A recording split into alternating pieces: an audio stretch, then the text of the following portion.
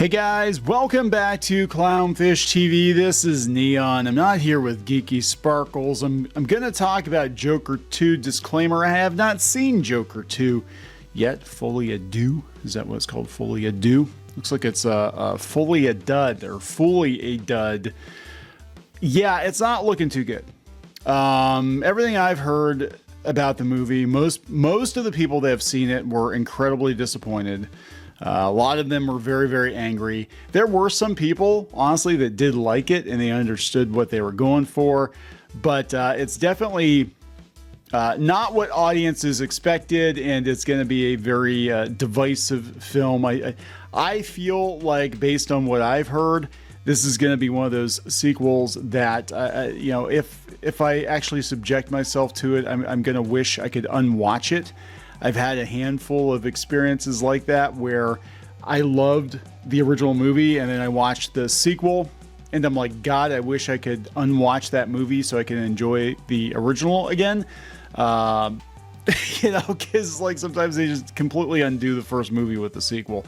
So anyway, we're going to talk about the numbers. We're going to talk about that. You know, again, since I haven't seen the movie, I have heard the spoilers and, you know, I mean, it depends on how it's executed. No pun intended.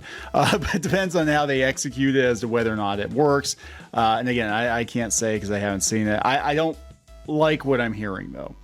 I think it just seems like kind of a huge misfire and a misunderstanding of what audiences expect from a Joker and Harley Quinn movie. And that's probably the point, but it was a very expensive film. It was $200 million. $200 million. The original was an unexpected hit. It was more of a character study in mental illness than it was a superhero movie.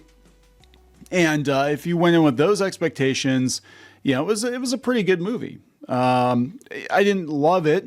I mean, I thought it was okay. But, you know, it did the job. It was only $70 million. It made $1 billion at the box office. So, of course, they're going to make a sequel. But I'm going to be honest, as soon as they said, hey, the sequel is going to be a musical, yeah, I was out. I was definitely out.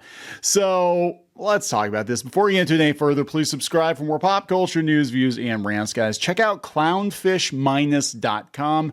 That is our plus club. It's actually a minus club. Could you see what we did there? Subverted your expectations. Check that out, guys. We have exclusive content out there, and we're working on the game plan to get you more stuff because I don't know if I trust YouTube. There's some weird stuff going on with YouTube. Some strange things afoot at the Circle K. So speaking of circles, speaking of letters, there's a big Circle D on Joker, Cinemascore. It's got a D. According to Culture Crave, it's the lowest ever Cinemascore for a superhero movie or a comic book movie ever. I can believe this based on what I've heard because people went in expecting one thing and they got something else. And, you know, the twist. Of course, we got the usual, you know, go woke, go broke. Pseudo-intellectuals are going to try to convince us we don't understand it and how good it is. Soon, yeah, that's going to happen. I guarantee you that's going to happen. George Alexopoulos says it's because it's not a comic book film; it's a snuff film. Yeah, that's a bit of a. We'll I'm not going to get into this. Well, I'll get into the spoilers later as I understand them. But let's talk about the box office, right? So audiences don't like it, and it's not looking good at the box office. They expected this thing to be a massive hit for them. And I have to wonder if the joke isn't on Warner Brothers and David Zaslav that they greenlit a sequel to Joker and they gave them a budget to work with that was more than twice what the original is. Todd Phillips got $200 million versus $70 million for the first movie. And they're probably like, well, if we spend twice as much, we'll make twice as much, right? Go ahead and do whatever the hell you want to do. Well, this is what happened. So this is coming from Forbes. Just how bad does it look for Joker 2? Critical pans and worsening box office predictions spell doom. Doom. Joker Folly a Dud opened in theaters Friday and is already a far cry from the critical and commercial juggernaut of the first film in 2019, with the musical sequel starring Joaquin Phoenix reprising his role, Lady Gaga, alienating audiences and critics, and box office projections rapidly shrinking. You're just too low IQ to understand the genius of this movie. And to be fair, this might be one of those movies that in 5 or 10 years, people look back at and they're like, oh yeah, that was actually absolutely brilliant. But is the studio going to appreciate that when it makes, it makes them see red? It makes them lose a lot of money. And that's the thing, right? It might be like, oh, it's our artistic vision. I'm like, yeah, well, your artistic vision just cost us a couple $100 million. Congratulations. But hey, it's art. So you get to be artsy fartsy with the Joker. And, so anyway, these are the bullet points, which I'm pretty sure breaks it down. We'll go through the article, but this summarizes things very nicely. Joker Folly a Dud sports a bleak 36% critical score and 36% audience score on Rotten Tomatoes. Let's see if this has changed. Since they did this, it's 39%. Okay. And 37%. So yeah, the audiences and the critics are pretty much agree this is not good. Box office projections are falling. Deadline projected Friday the film could possibly get to $50 million opening weekend, down from 55 to 60 million from 3 days earlier, which itself was down from 70 million 3 weeks ago. See how this works? All these movies are like, this movie's going to do gangbusters. The pre-sales are great. And it's like, yeah, you kind of like the pre-sales. Those are your super fans. Those are the people that were going to be there regardless. And, so they always look at the pre-sales. It's like, yeah, that was your diehard audience. And then you have to get the normies to go to these movies, right? We've been talking about this. We did an hour-long video yesterday, Geeky and I, talking about how they keep alienating normies, right? And then they're surprised when they alienate normies. And in the case of Joker, the reason the first one did so well, in my opinion, is because it was kind of a statement. I'll be honest. The first movie was kind of a statement because there was this whole conversation around, whether or not this movie perpetuated violence or glorified violence not even because of the Joker, but because of the Dark Knight Rises and the unfortunate theater shooting that took place at the premiere of that movie. And Warner Brothers is like, it's just a movie. It's not going to cause people to have any kind of violent reaction or whatever. If they're going to do that, they're going to do that. And I think a lot of people went to go see the movie, sometimes multiple times, just to kind of stick it, to stick it to the media. And they were going after Joaquin Phoenix, and it was a really dumb time. It was right before the pandemic, and this is one of those movies that got caught in the crossfire. It made $1 billion because people, I believe. I mean, it was a good movie. I don't think it was a great movie, but it was okay. But I think people went to go see it again to stick it to the media and to vote with their wallets, right?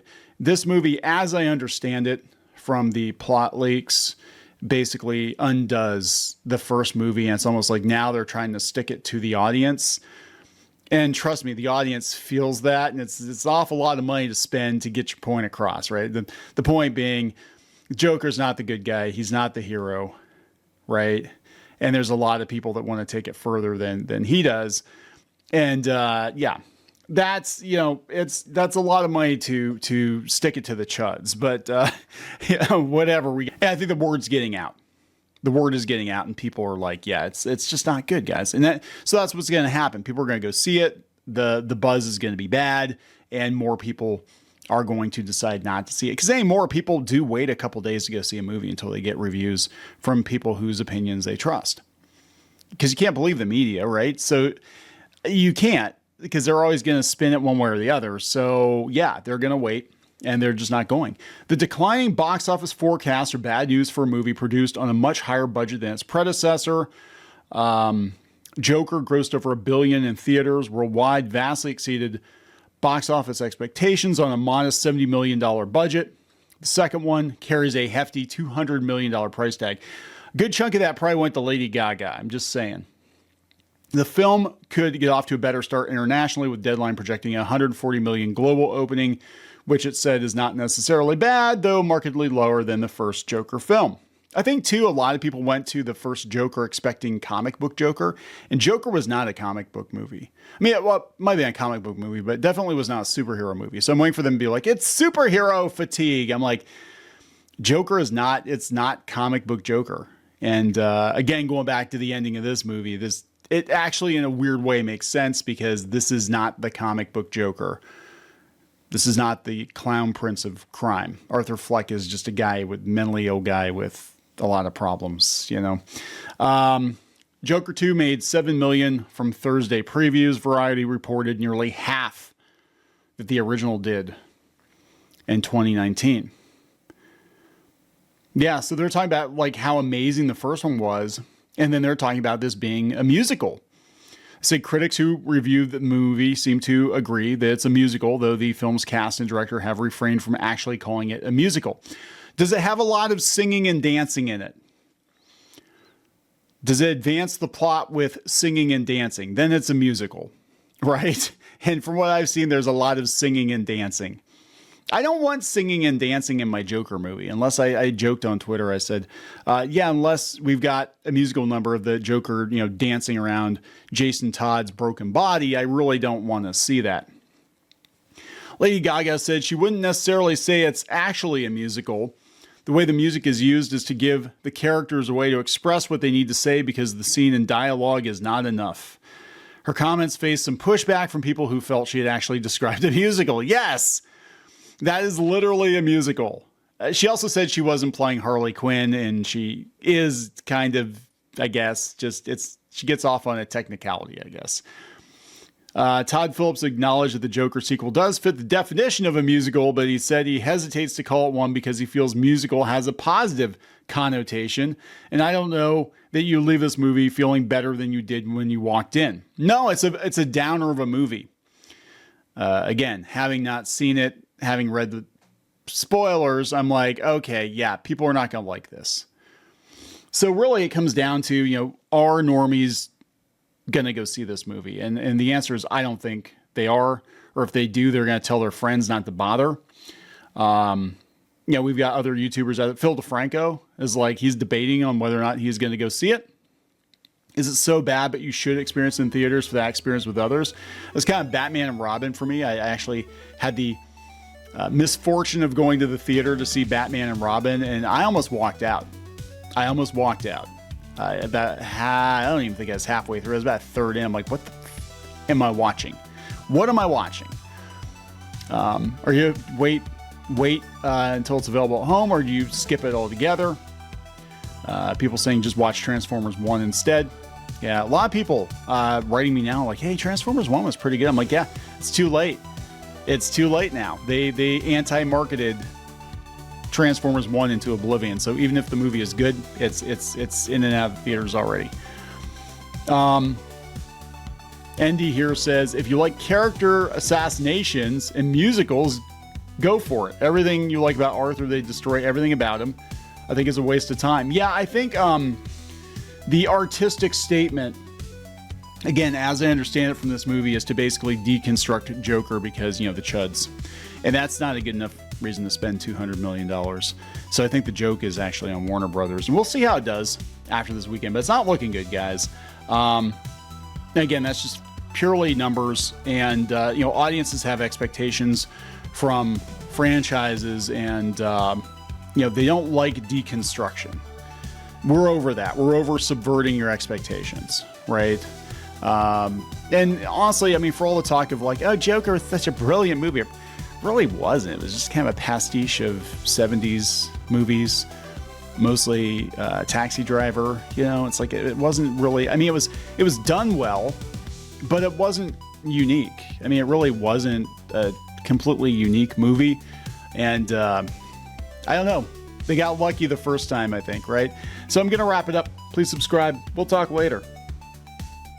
Join the reef. Go to clownfish-.com. That's clownfish-.com. You will get exclusive access to podcasts and videos and comic strips and more, as well as merch discounts. Check it out. If you were a member, you could get this t-shirt, this dismal t-shirt, on our website, you'd get a 10% discount on that. You can also join in the community on clownfish-.com. Thank you so much for the support.